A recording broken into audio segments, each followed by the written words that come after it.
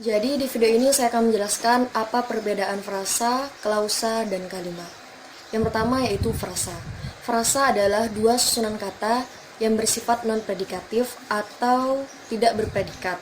Contoh dalam satu kalimat. Ayah ibu sedang pergi ke pasar. Dalam kalimat ini, dia memiliki tiga frasa, yaitu yang pertama ayah ibu, frasa pertama, sedang pergi, frasa kedua, dan yang ketiga ke pasar. Frasa memiliki dua jenis, yaitu yang pertama endosentris, frasa endosentris, dan yang kedua frasa eksosentris. Nah, apa nih perbedaannya antara endosentris dan eksosentris? Perbedaannya itu ada dalam pendistribusiannya, yaitu yang pertama frasa endosentris. Frasa endosentris ini dia itu tidak kebergantungan antara satu unsur dengan satu unsur yang lainnya, dengan unsur yang lainnya. Contoh, ayah ibu akan pergi ke pasar. Nah, jika kata ibu dihilangkan dan kata akan dihilangkan, jadinya kan ayah pergi ke pasar, dia masih nyambung gitu, masih ya nyambung, dan dia itu gak kebergantungan antara satu unsur dan unsur yang lainnya. Nah, itu yang frasa endosentris. Kalau frasa endosentris, dia itu kebergantungan antara satu unsur dan unsur yang lainnya. Misal, ayah ibu akan pergi ke pasar. Nah, jika ke dihilangkan, kan kalimatnya ntar jadi ayah ibu akan pergi pasar. Kan gak nyambung antara kalau kalau kata ke ini dihilangkan. Nah, tadi itu penjelasan tentang frasa. Sekarang penjelasan tentang klausa. Apa itu klausa? Jadi klausa ini adalah satuan gramatikal yang terdiri atas subjek dan predikat, dan dia memiliki potensi untuk menjadi kalimat. Tapi bedanya, kalau kalimat kan biasanya dia itu berintonasi selesai gitu. Tapi kalau klausa ini, dia itu tidak diakhiri dengan tanda titik, tanda seru, atau tanda tanya yang berintonasi selesai. Contohnya, kakak datang tadi sore ketika adik sedang belajar. Nah, dalam satu kalimat ini, dia memiliki dua klausa. Yang pertama yaitu kakak datang tadi sore, dan klausa yang kedua yaitu adik sedang belajar. Nah, klausa yang pertama, kakak datang tadi sore, dia adalah klausa inti, yang mana dia struktur gramatikalnya, dia adalah inti dan tidak diturunkan dari klausa yang lebih besar dari dia, karena dia itu udah intinya, mungkin dalam bahasa kita kayak bapaknya lah gitu, orang tuanya. Nah, sedangkan adik sedang belajar, dia adalah klausa anak, karena dia dalam struktur gramatikalnya dia diturunkan dari klausa yang intinya. Klausa yang pertama yaitu kakak datang tadi sore. Kalimat. Apa itu kalimat? Kalimat itu adalah satuan bahasa yang secara relatif dia itu berdiri sendiri, berintonasi akhir, dan secara aktual atau potensial dia terdiri dari klausa. Contohnya, ayah dan ibu pergi ke pasar. Budi membaca buku. Mereka sedang belajar di perpustakaan. Nah, sekarang udah pada tahu kan apa perbedaan antara frasa, klausa, dan kalimat. Nah, oke, next kita sekarang membahas tentang kalimat berdasarkan unsur pembentukannya.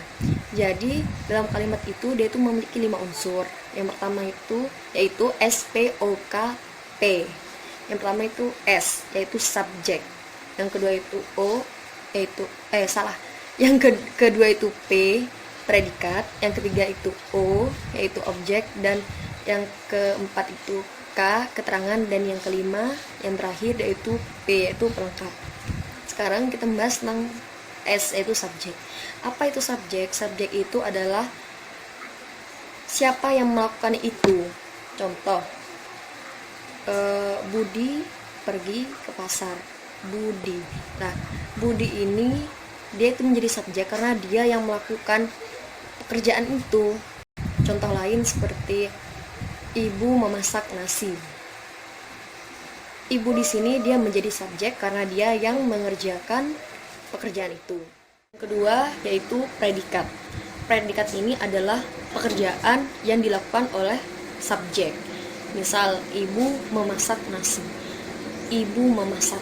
Ibu di sini kan dia subjek, soalnya dia yang melakukan, dan memasak di sini dia itu menjadi predikat karena dia pekerjaan yang dilakukan oleh subjek ini. Nah, contoh lain seperti Budi belajar di kamar. Budi belajar di kamar. Nah, Budi di sini dia kan subjek, soalnya dia orang yang mengerjakan. Mengerjakan apa? Mengerjakan belajar. Nah, belajar di sini dia predikat dari subjek ini. Lanjut ke yang ketiga yaitu objek. Objek di sini adalah sesuatu yang dikenai tindakan oleh subjek. Misal Budi terus ibu memasak nasi. Ya, ibu memasak nasi. Nah, ibu di sini kan dia subjek karena dia yang melakukan, dan memasak di sini menjadi predikat karena apa yang dikerjakan oleh subjek. Dan yang nasi, ibu memasak nasi dia menjadi objek karena dia dikenai tindakan oleh subjek, oleh ibu ini. Contoh lain, Mawar membaca buku. Mawar membaca buku. Mawar di sini dia itu adalah subjek karena dia itu adalah orang yang mengerjakan. Terus membaca di sini menjadi predikat karena dia pekerjaan yang dikerjakannya itu ya membaca dari subjek ini. Terus objeknya yaitu buku. Sesuatu yang dikenai tindakan dari membaca ini, yaitu apa yang dibaca, yaitu buku. Nah, itu penjelasan tentang objek. Sekarang kita lanjut ke unsur keempat yaitu keterangan. Keterangan di sini dia itu adalah unsur kalimat yang memiliki informasi lebih lanjut dari kalimat tersebut. Dan keterangan ini dia itu memiliki berbagai jenis keterangan, berbagai macam keterangan. Ada keterangan waktu, keterangan tujuan, tempat, dan lain-lain. Contohnya, ibu memasak nasi di dapur. Nah, ibu dia kan subjek, ibu ini dia itu subjek, jadi subjek. Terus memasak dia itu predikat. Terus nasi dia itu kan objek. Nah, di dapur dia itu jadi unsur keterangan, termasuk unsur keterangan karena dia itu memberikan informasi lebih lanjut dari kalimat itu. Jadi ibu memasak nasi ini di mana? Yaitu di dapur. Lanjut pada unsur kelima yaitu unsur terakhir, unsur pelengkap. Unsur pelengkap di sini dia itu hampir sama kayak objek, tapi ada bedanya. Contohnya, Tina mengajarkan Tini di kelas pelajaran bahasa Arab. Tina mengajarkan Tini di kelas pelajaran bahasa Arab. Nah, Tina di sini dia adalah subjek. Mengajarkan ini dia adalah predikat. Tini dia adalah objek. Siapa yang diajarkan? Tini. Di mana? Keterangannya itu di kelas. Dan pelengkapnya apa sih yang dipelajari, yang diajarkan oleh Tina, yaitu pelajaran bahasa Arab. Jadi pelengkap ini dia itu hampir sama kayak objek, tapi sedikit beda. Pelengkap ini ya intinya dia itu melengkapi kalimat-kalimat sebelumnya. Sebenarnya sudah lengkap sih, cuma biar lebih jelas, lebih konkret gitu. Jadi sekian penjelasan tentang perbedaan frasa, klausa dan kalimat, dan unsur-unsur pembentukannya. Assalamualaikum warahmatullahi wabarakatuh. Kali ini saya akan menjelaskan tentang unsur-unsur kalimat. Jadi apa sih unsur-unsur kalimat itu? Unsur-unsur kalimat adalah fungsi sintaksis, atau dalam kata lain, fungsi sintaksis itu peran kata. Jadi unsur-unsur kalimat ini terbagi menjadi subjek, predikat, objek, pelengkap, dan terakhir keterangan. Untuk pengertiannya, subjek adalah pelaku atau tokoh seseorang yang melakukan suatu kegiatan. Selanjutnya predikat. Jadi predikat ini kegiatan apa yang sedang dilakukan oleh si subjeknya.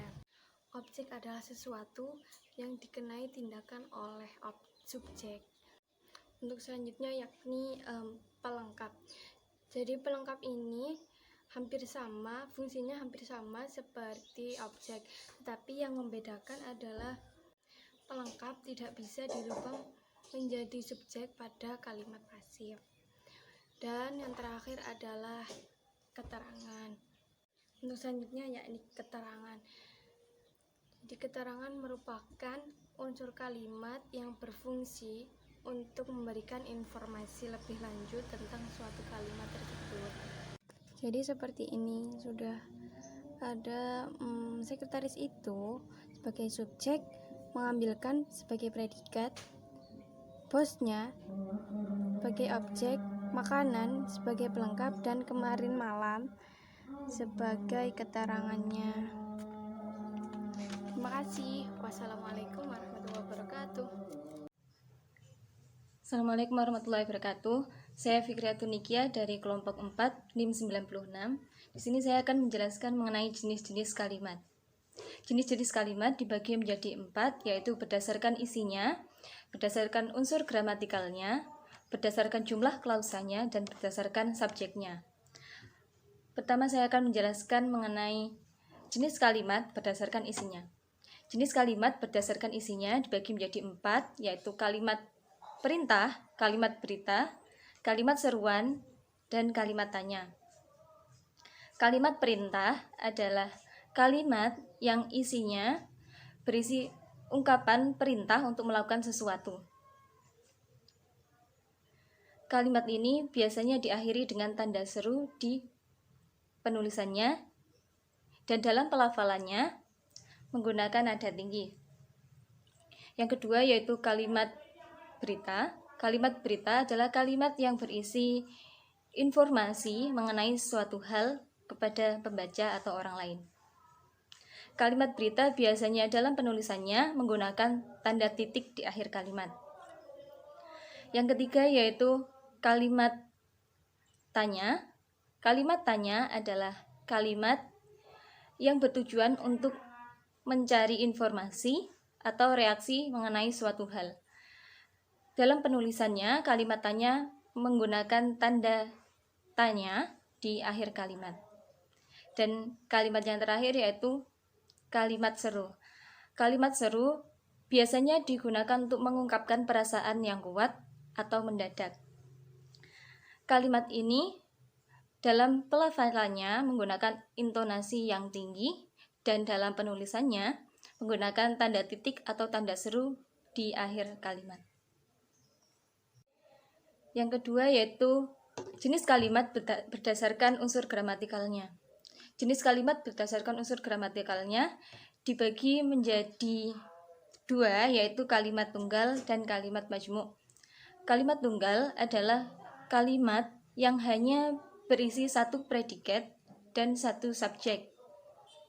Contohnya, saya makan. Saya sebagai subjek dan makan sebagai predikat, maka dinamakan dengan kalimat tunggal. Yang kedua yaitu kalimat majmuk. Kalimat majmuk dibagi menjadi 3, yaitu majmuk setara, majmuk bertingkat, dan majmuk campuran. Majmuk setara adalah 2 kalimat atau lebih, yang mana jika masing-masing kalimat dipisahkan maka dapat berdiri sendiri. Biasanya kalimat ini dihubungkan dengan kata hubung dan, tetapi, dan lain sebagainya. Contohnya, saya belajar dan adik bermain. Saya belajar dan adik bermain apabila dipisahkan, maka masing-masing kalimat dapat berdiri sendiri dan dapat dimengerti maksudnya. Yang kedua yaitu kalimat majmu' bertingkat. Kalimat majmu' bertingkat adalah dua kalimat atau lebih, yang mana jika masing-masing dipisahkan, satu kalimat dapat berdiri sendiri dan kalimat lainnya tidak dapat. Kalimat ini biasanya dihubungkan dengan kata hubung ketika, maka, meskipun, dan lain sebagainya. Contohnya, ibu tetap mencari cincin meskipun sudah hilang bertahun-tahun lalu.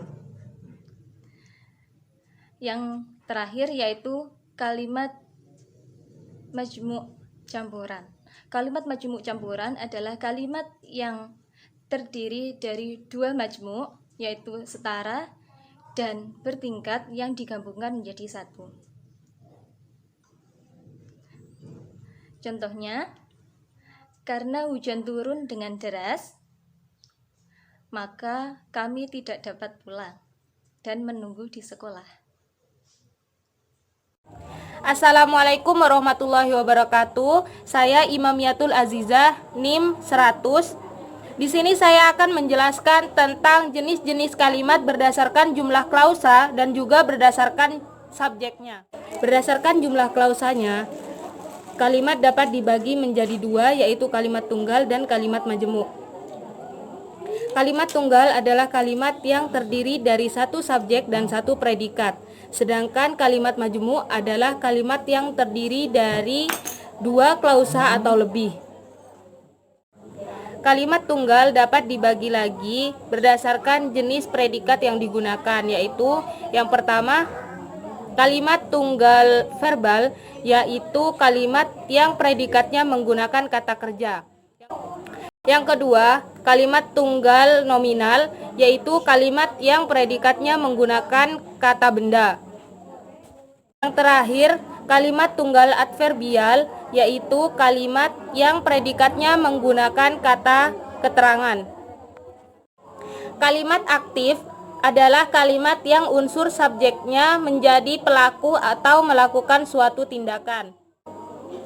Sedangkan kalimat pasif merupakan kebalikan dari kalimat aktif, yang dimana subjeknya justru dikenakan oleh suatu perbuatan. Kalimat aktif mempunyai beberapa jenis, yaitu yang pertama, kalimat aktif transitif, yang kedua, kalimat aktif intransitif, yang ketiga, kalimat aktif semi-transitif, yang keempat, kalimat aktif dwi-transitif, yang kelima, kalimat aktif eka-transitif. Adapun kalimat pasif juga dibagi menjadi beberapa jenis. Yang pertama, kalimat pasif transitif, yang kedua, kalimat pasif intransitif, yang ketiga, kalimat pasif tindakan, yang keempat, kalimat pasif keadaan, yang kelima, kalimat pasif biasa, dan yang keenam, kalimat pasif zero. Assalamualaikum warahmatullahi wabarakatuh. Di sini saya akan menjelaskan tentang kalimat efektif. Kalimat efektif merupakan kalimat yang memiliki unsur SPOK atau yang memiliki ide atau gagasan. Kalimat dikatakan efektif apabila kalimat itu berhasil menyampaikan pesan, perasaan, gagasan, ataupun pemberitahuan yang sesuai kepada pembaca atau penulis. Ciri-ciri kalimat efektif ialah mempunyai unsur pokok minimal subjek dan predikat. Yang kedua ialah sesuai dengan aturan ejaan yang tepat. Yang keempat ialah menggunakan kesepadanan antara struktur bahasa dan jalan pikiran yang logis dan sistematis. Yang kelima ialah menggunakan kesejajaran bahasa yang tepat. Dan yang keenam ialah menggunakan penekanan ide pokok. Yang ketujuh ialah mengacu pada penghematan penggunaan kalimat. Dan yang kedelapan adalah menggunakan variasi struktur kalimat. Di kalimat efektif ini terdapat jenis-jenis kalimat efektif, yaitu yang pertama ialah kalimat argumentasi. Kalimat argumentasi ialah kalimat yang mudah dipahami dan dimengerti oleh pembaca dan tidak boleh bersifat ambigu atau tidak jelas. Seperti contoh, besok pagi saya akan berangkat kuliah. Yang kedua ialah kalimat formal, yaitu kalimat efektif harus menggunakan bahasa yang formal agar mudah dimengerti oleh pembaca. Seperti contoh, yaitu diharapkan kepada semua siswa agar memasuki ruang ujiannya masing-masing. Tujuan penggunaan kalimat efektif ialah untuk menyampaikan gagasan atau informasi kepada si pembaca agar dapat dipahami dengan jelas. Kalimat efektif banyak digunakan pada berbagai tulisan seperti makalah, skripsi, tesis, laporan, undang-undang, dan sebagainya. Fungsi lainnya yaitu untuk mempermudah pembaca dan dalam memahami maksud tulisan. Selain itu, kalimat efektif berfungsi untuk memperindah sebuah tulisan. Sekian video ini yang membahas tentang kalimat efektif. Wassalamualaikum warahmatullahi wabarakatuh. Paragraf adalah kumpulan kalimat yang biasanya berisi satu ide pokok. Unsur dari paragraf itu ada 4. Yang pertama topik, yang kedua kalimat utama, yang ketiga kalimat penjelas, dan yang keempat judul. Untuk membuat judul yang menarik itu ada 4 cara, yaitu pertama provokatif, yang kedua logis, yang ketiga relevan, dan yang keempat spesifik. Menjadi 3, yang pertama berdasarkan isi, yang kedua berdasarkan kalimat utama, dan yang ketiga berdasarkan letak suatu karangan.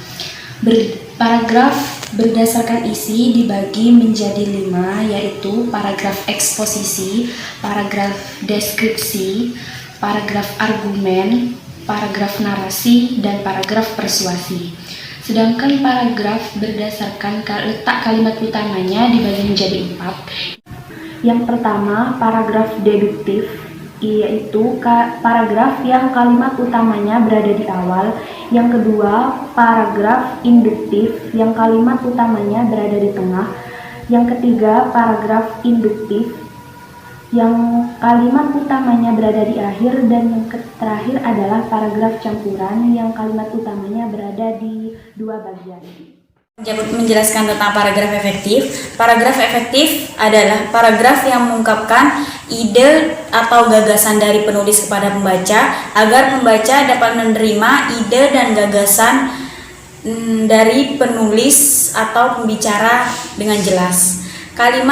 Paragraf efektif itu sendiri disampaikan melalui tulisan serta dengan gaya bahasa lisan. Syarat-syarat dari paragraf efektif itu sendiri ada 6. Yang pertama adalah kesatuan. Kesatuan adalah keseimbangan dari gagasan serta keseimbangan dari struktur bahasa yang dipakai. Ciri-ciri dari kesatuan itu sendiri ada 4 ciri-ciri.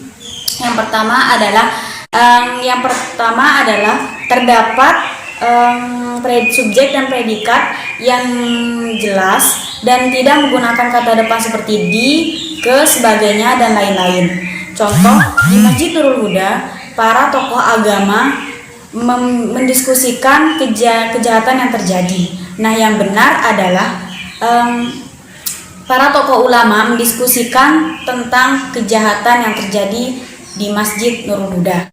Yang kedua adalah tidak terdapat subjek ganda. Contoh, pembangunan Masjid Baitun Nur,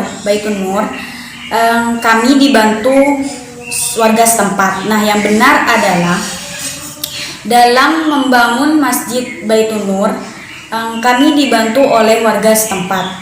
Yang ketiga adalah tidak menggunakan kata penghubung, kalimat penghubung intrakalimat pada kalimat tunggal. Contoh, mereka agak terlambat sehingga mereka tidak mengikuti acara pertama. Yang benar adalah mereka datang agak terlambat, oleh karena itu mereka tidak mengikuti acara pertama.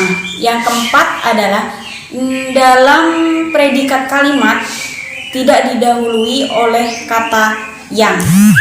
Contoh, bahasa Malaysia yang berasal dari bahasa Melayu.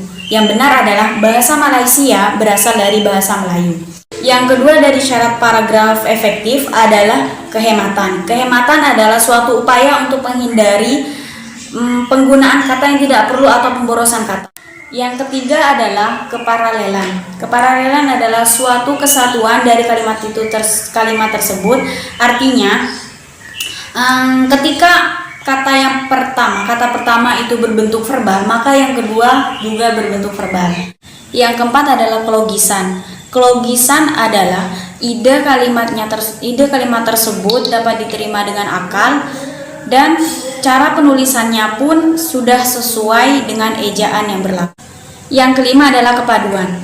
Kepaduan adalah terjadinya hubungan yang padu antara unsur-unsur pembentukan kalimat tersebut. Contoh, ayam memakan ibu tadi siang. Yang benar adalah ibu memakan ayam tadi siang. Yang keenam adalah ketepatan. Ketepatan adalah kesesuaian pemakaian unsur-unsur kalimat sehingga dapat menciptakan kalimat yang pasti dan jelas. Contoh, Angga lupa melukis, mengecat, dan berjahit. Yang benar adalah Angga lupa melukis, mengecat, dan menjahit. Kedua juga berbentuk verbal.